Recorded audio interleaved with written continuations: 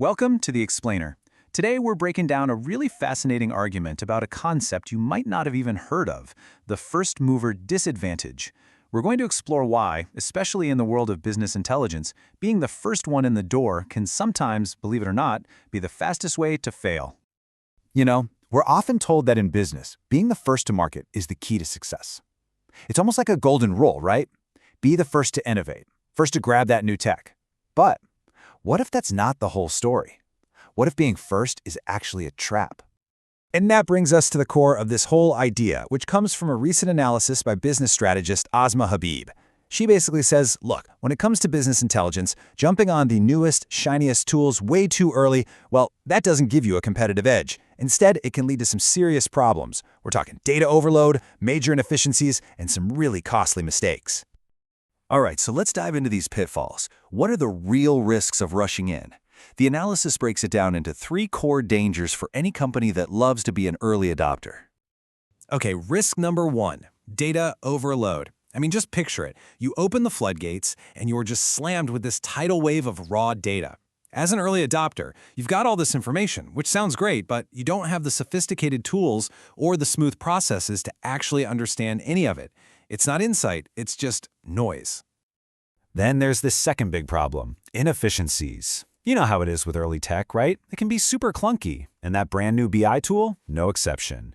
Suddenly, your team is stuck wrestling with these awkward workflows and processes that are anything but optimized. So instead of getting faster, you're actually slowing down. It's all friction when you were promised flow.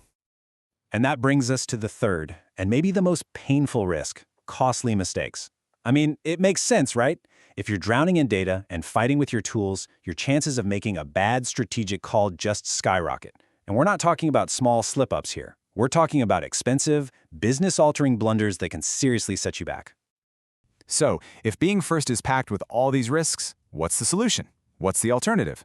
Well, to tackle these problems, the source doesn't just suggest a better process. It points to a whole new category of tool. And the analysis really captures this shift with a powerful quote. That's where Jeda.ai transforms the game. Now, this specific product is used as an example of this new approach, an approach that's built around something called a multimodal AI workspace. Okay, so what on earth is a multimodal AI workspace? Let's be clear, it's not just another dashboard with a few extra charts. It's a platform that's built to use AI to juggle all sorts of different data at once. Think about it. It can handle client reports, sales spreadsheets, even video feedback all at the same time. And the whole point is to take that raw, messy information and turn it into something genuinely valuable, a real strategic asset. So you can probably see where this is going. This kind of platform is designed to be a direct answer to those risks we just covered. First, for data overload, it turns all that noise into clear, easy-to-understand visuals. Second, for those inefficiencies, it's all about optimizing and streamlining your workflows. And finally, to avoid those costly mistakes, it helps you build smarter strategies that are actually backed by data. And this is a really fundamental shift in thinking. The whole goal is to move beyond that struggle of just being first.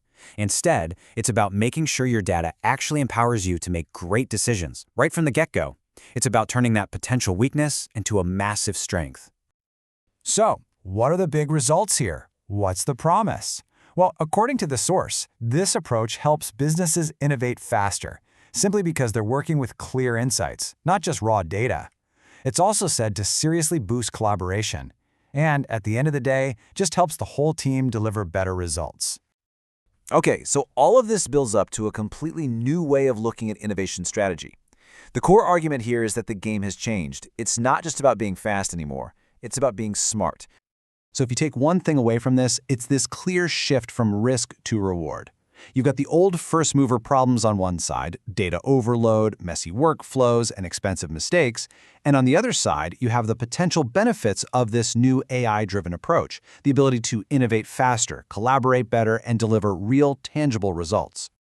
And this all leaves us with a really powerful final thought, a question that challenges a belief we've held for, well, forever in the business world. Is the future of innovation really about being first, or is it about being the smartest? The real competitive edge, is it speed or is it intelligence? The answer to that could literally define who wins and who loses in the next wave of business.